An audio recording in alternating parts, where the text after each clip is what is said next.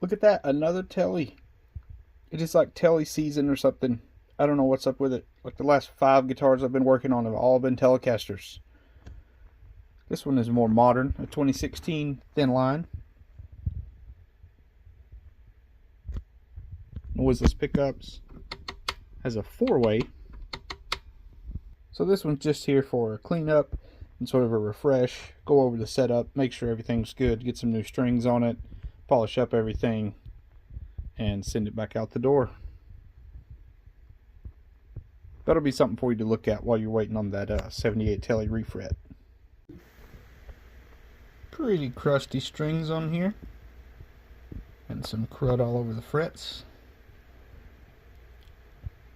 So before I take the strings off or disassemble anything, I'll see what progress I can make with the old strings on here. I'm going to fret the first fret and fret very close to the body, and I'm sort of checking out the relief here, how much gap I have between that string and the top of the fret. There is a number that you can use right here. You can put a capo here at the first fret, and that frees up a hand. You can get a feeler gauge in around one of these frets. You can work out exactly the number that you're looking for here. I usually don't find that necessary. I just kind of do it by feel. Even if you set up a guitar by the numbers, I think one guitar is kind of not exactly like another. So I usually just sort of do this thing by feel from guitar to guitar. Get this truss rod tightened a little bit. I'm going to use my nasty looking modified Allen wrench here. This thing doesn't need much. It needs probably about 1/8 of a turn. See what that did right there? These are between 1/8 and 1/4 turn.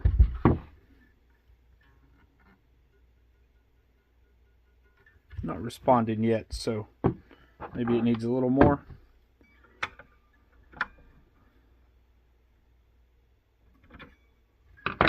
Let's check that again.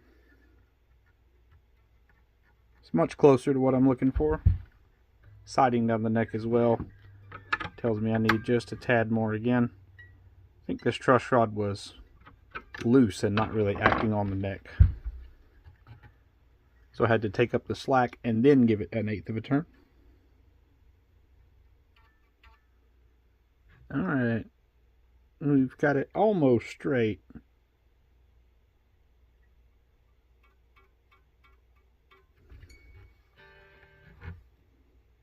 Not every neck is consistent from the bass side to the treble side as well, so you do have to check both sides.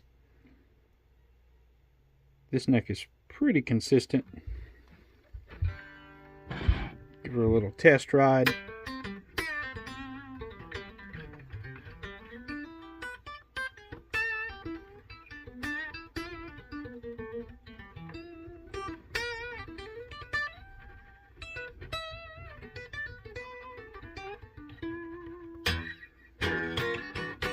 Boy, those strings are crusty.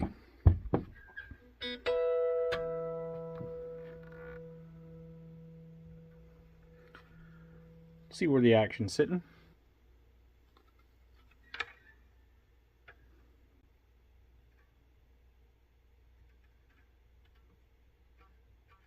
We get about 5 or 6 64ths right here on the bass.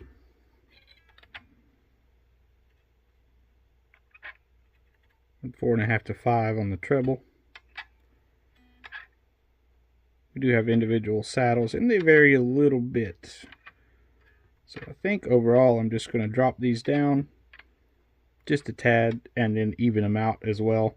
And I usually like to run these 3 about 1/2 a 64th or so higher than this side.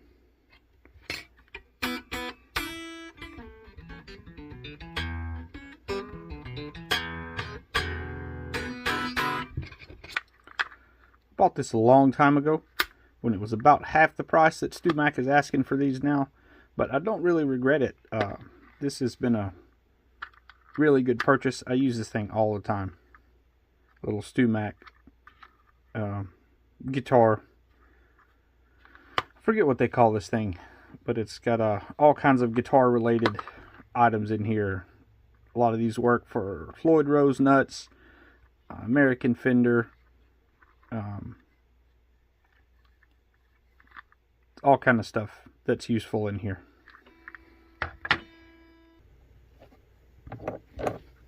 Alright, that should be a reasonable shot of what I got going on. What I'm really going to do here is check the action over at the 12th fret and drop the action here as needed. This guitar is not really far off, to be honest with you.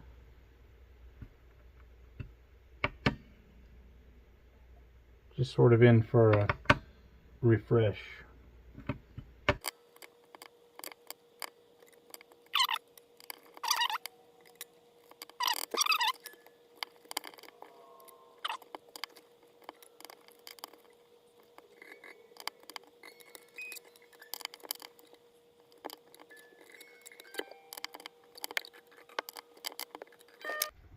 Thought I would get you a shot of how I'm measuring this, because that can be pretty important as well.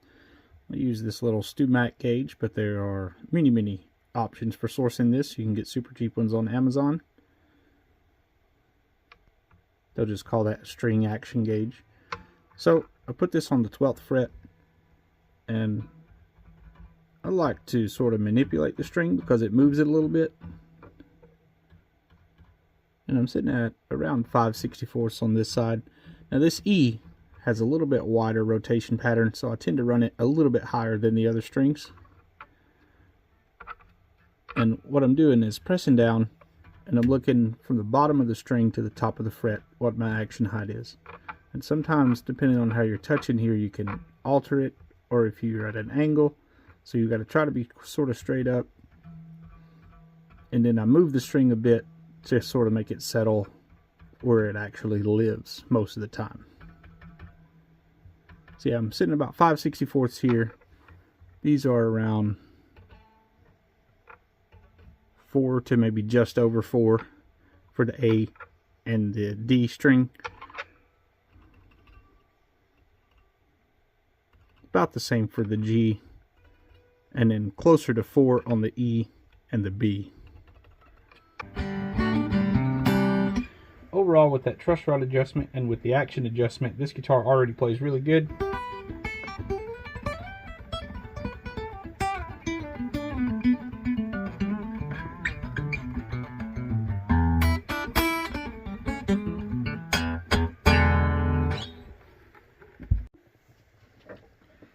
I'm going to talk about this right here because this can really affect how your guitar plays, and that is your action height here at the nut.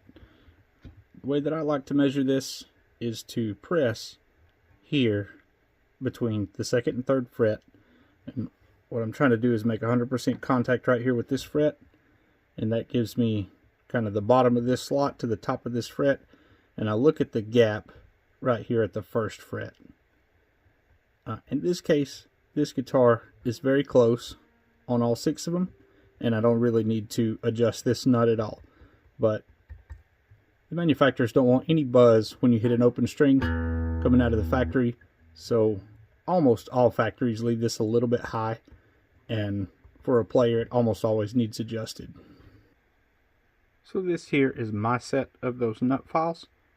I made this little holder for them a while back.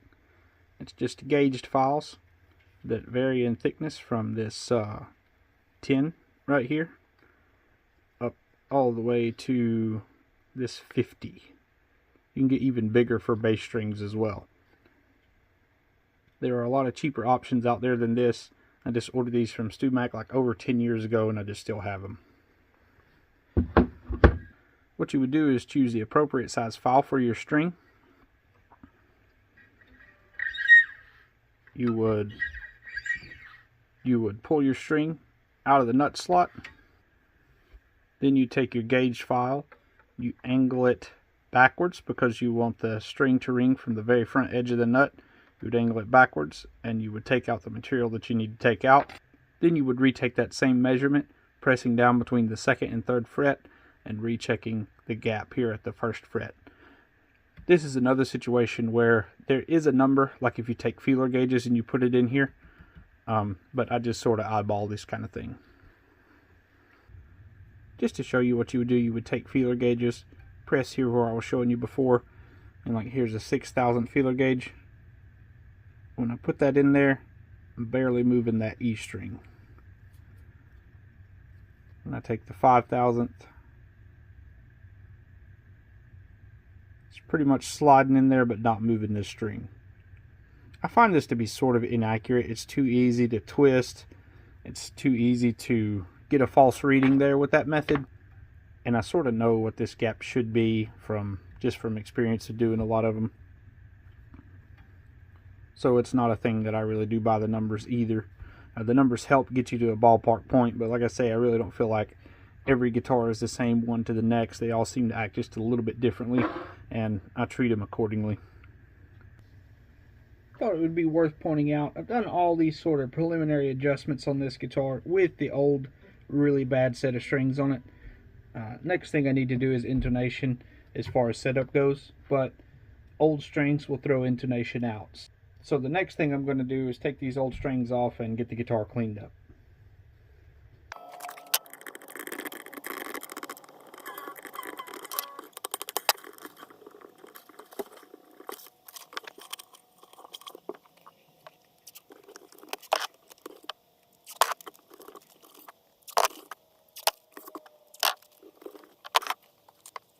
I've got the strings off and I've got the electronics taped up because I like to use steel wool. Some people hate this stuff, but I like it. I use it a lot. It just has its things that you need to be aware of if you use it. Some 800 grit, and I'm going to start polishing up the frets with this. I'm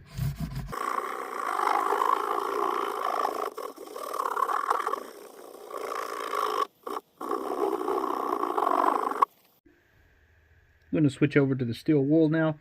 I don't usually even do this on my work surface, but I'm going to do it here today just because it's hard to film any other way. But I'll do a very thorough job of cleaning the work surface up underneath afterwards. And again, for the initial cleanup, I think this does a really good job also sort of cleaning and polishing the fingerboard itself. I'm going to do this in the direction of the grain, and we'll polish the frets after this initial cleanup.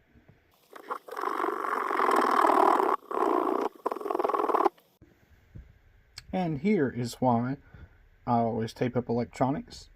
Steel conducts electricity.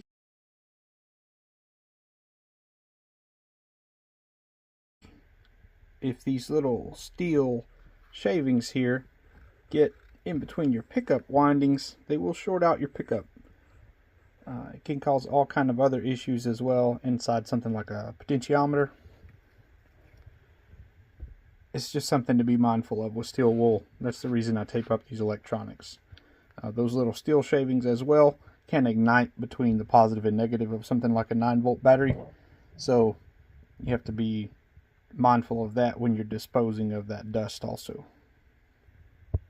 So that already looks loads better.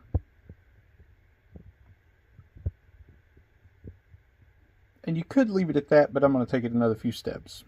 So it's just a personal thing for me, but I absolutely despise taping up an entire fingerboard.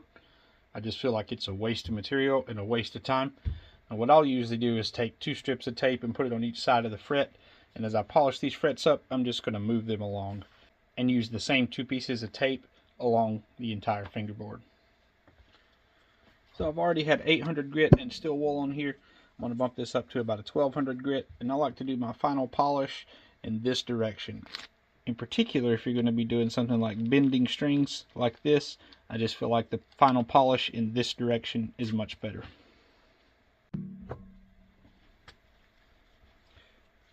Just don't remember if I said it before or not.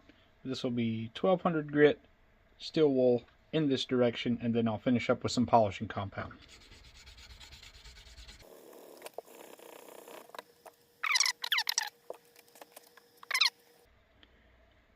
I think my old one here is about done. I don't really want to touch this thing anymore, so I'm going to throw this away and cut a fresh one.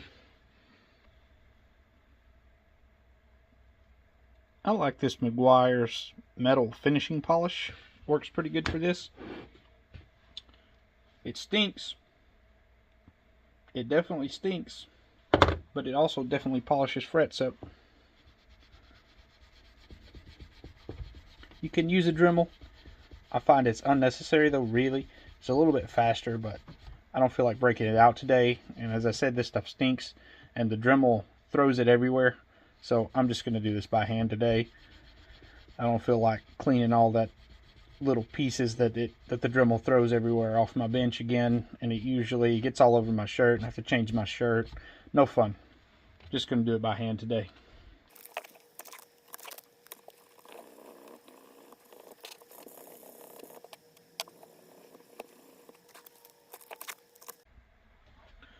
This will be a lot more the same along the entire fingerboard, doing every single fret.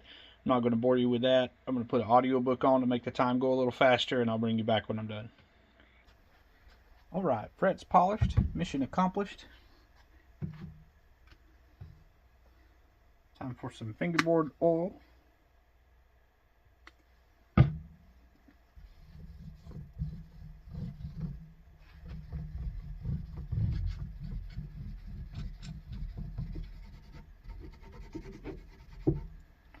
This never really gets old to me. If you work on guitars a lot, then yeah, you're always cleaning up fingerboards and all that, but I never get tired of seeing really thirsty fingerboard soak up a bunch of oil. I think it looks super nice. I guess you have to enjoy or take pleasure in some aspects to still be satisfied seeing them happen over and over again.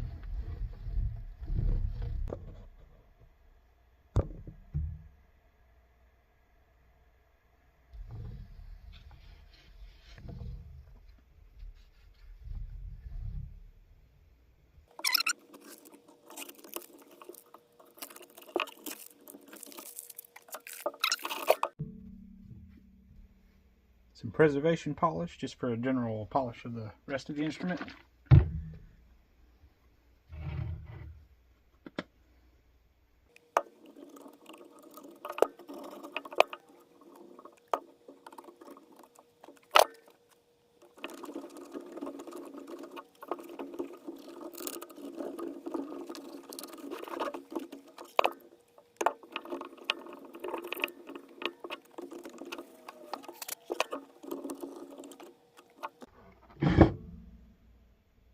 That's much better.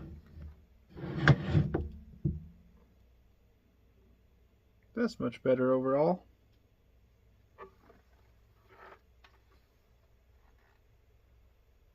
Fretboard and frets are by far the biggest improvement. Should play really smooth now.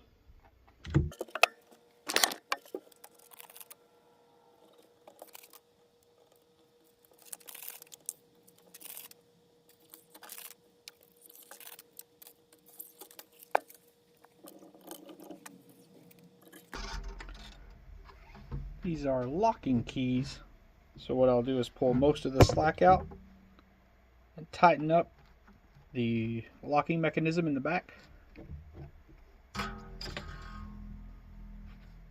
And then just trim immediately behind. With a locking tuner, there's no need for extra string there. In fact, it kind of loses one of the benefits of a locking tuner. The theory with these is if there's no extra string here, there's no extra string to stretch and your tuning stability is better.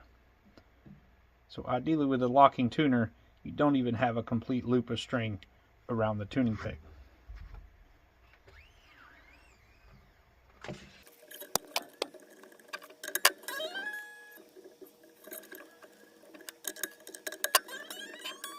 However, this guitar does not have a third string tree, and these are staggered, but I'm going to break my rule here and I'm going to put a couple winds on the third string in order to make the break angle better against the nut.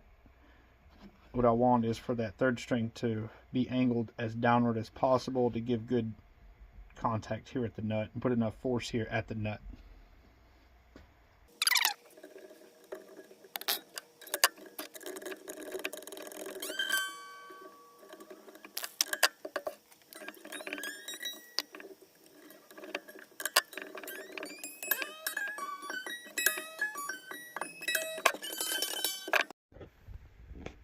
Oh yeah, that's looking way better.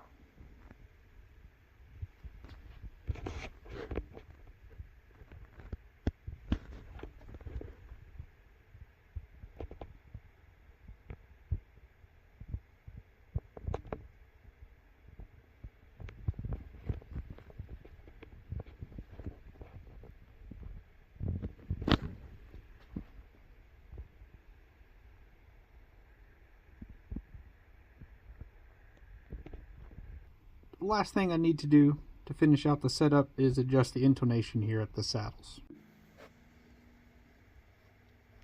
So I'm not going to film this process, mainly because I'm filming with my cell phone, and then I'm going to do the intonation with my cell phone with the Piano Tuner app on my cell phone. So I'll explain what I'm going to do though, so you can understand what's happening. So that's an E string when you tune it open, and it's supposed to be an E string at the 12th fret, but it may or may not be. You need to adjust the length of the saddle here to make sure that you get E open and E at the 12th fret, and the same going up. A open, A at the 12th fret, D open, D at the 12th fret, so on and so on. So if you tune to E open, and then you fret the 12th fret, and this note rings out sharp, you have to increase the distance from the 12th fret to the saddle in order to flatten it. So you would get your screwdriver here and tighten this up, and that would make the note flatter at the 12th fret. If you need the note to go sharper, then you make the distance between the saddle and the fret shorter. Shorter is sharper. That's the way I remember that. So I'm going to do that now for all 6 strings. I think this is actually going to be really close. It was the same size strings on here before, and it looks to be adjusted properly, but I'm just going to run through it real fast and make sure that it is. There,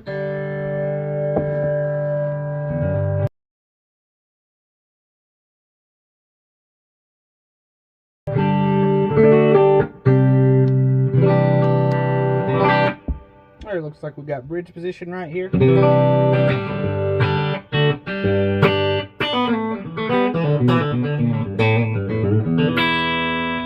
It's probably both parallel.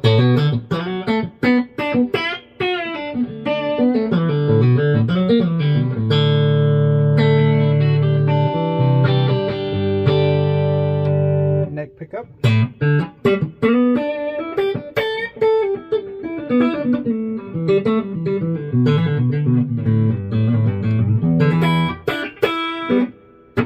Both probably in series.